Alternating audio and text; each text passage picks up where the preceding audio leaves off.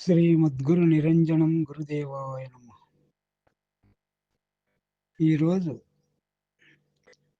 వేమన స్వామి యొక్క పద్యం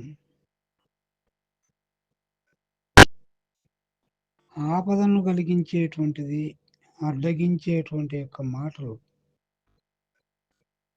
కలతనందేటువంటి మాటలను ఎరిగి వాటిని తప్పించుకొని మాట్లాడేటువంటి వారు పిన్నలైనా పెద్దలే. పిన్న పెద్దతనం అనేది లేదు. దీపము ఎవరి చేతిలోనే వెలిగేదే దాని ప్రభావం, దాని గుణం అని చక్కని ఉపమానం చేత ఈ పద్యంలో వివరిస్తున్నారు వేమన గారు. అది ఎలాగంటే, అంకిలెరిగి మాటలాడనేర్చినప్పుడే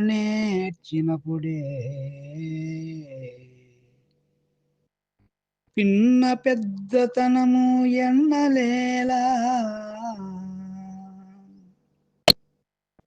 పిన్న చేతి దివ్యే పెద్దగా ఎలగదా, ఈశ్వదాభిరామ వినురవేమ.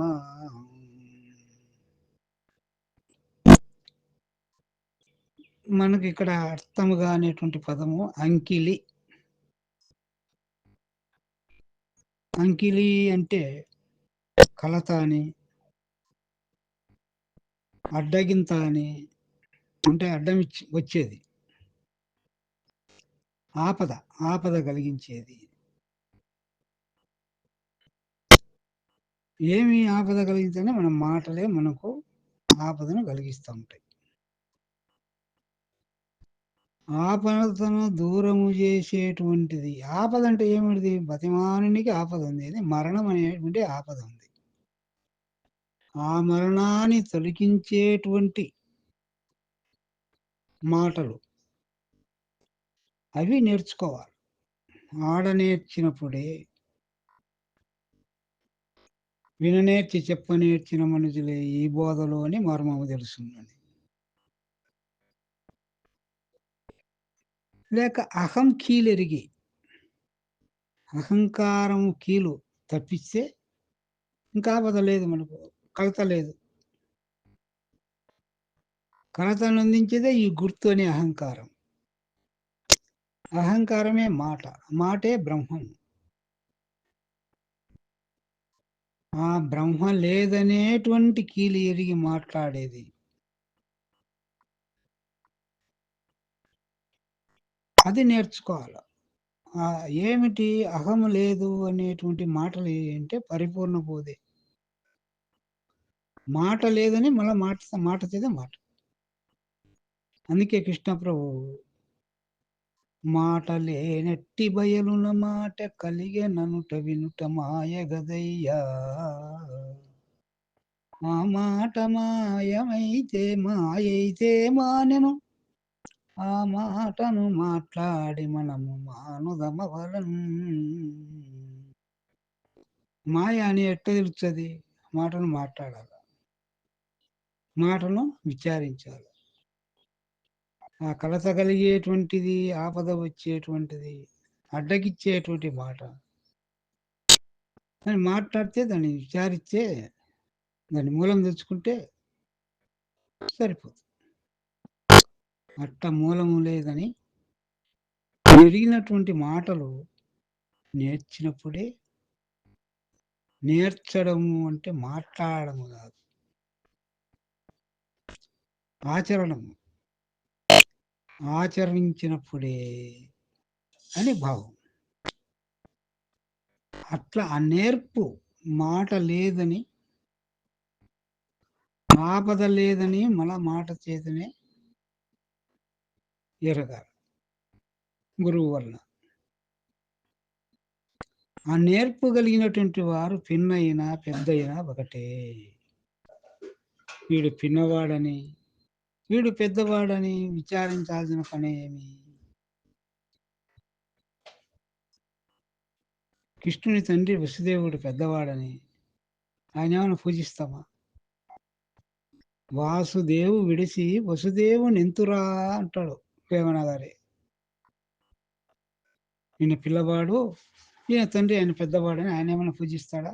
పిల్లవాడైన కృష్ణ పరమాత్మనే అందరూ పూజిస్తారు కదా! బట్ అంకిలెరిగి మాటలాడ నేర్చేప్పుడే ఆపదను తొలగించేటువంటి మాట మాట్లాడేటువంటి వాడు ముసలివాడైతేనేమి, చిన్నవాడైతేనేమి, దానికి ఉపమానం. చిన్న చేతి దివ్య పెద్దగా ఎలగతా. పిన్న అంటే చిన్నతనం, చిన్న పిల్లవాని చేత దివ్య ఇచ్చే దీపం, వెలుగు.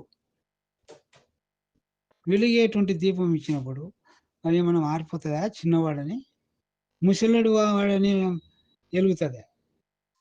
ముసలి వాని దగ్గరైనా ఎలుగుతుంది, ముసలి చేతిలో ఉన్న దీపమైనా ఎలుగుతుంది, పిల్లవాని చేతిలో ఉన్న దీపమైనా ఎలుగుతుంది. ఆ కాంతి ఏం వారా రాదు.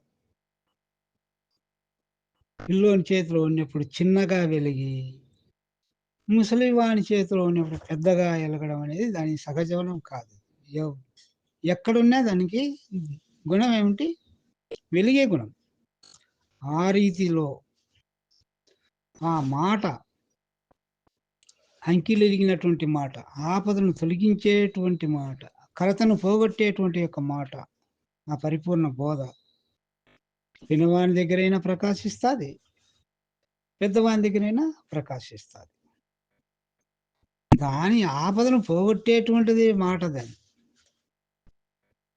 కలతను పోగొట్టేటువంటి మాటే గాని, ఎవరు మాట్లాడినా కూడా దాని విలువ ఏమి, దాని గుణం చెడదు అనేటువంటి యొక్క భావమును ఈ పద్యంలో చక్కగా విచారించి, ఆ పరిపూర్ణ బోధ అనేటువంటి మాట ఆపదను తొలగించేది, కలతను పోగొట్టేటువంటిది, అడ్డంకు లేనటువంటి మాట రాజమార్గము. దీని గురించి పిన్న, పెద్ద అనే వయసుతో నిమిత్తము లేదనేటువంటి భావం ఈ పద్యంలో బాగా విచారించి యవన గారు మనకు అందించినారు.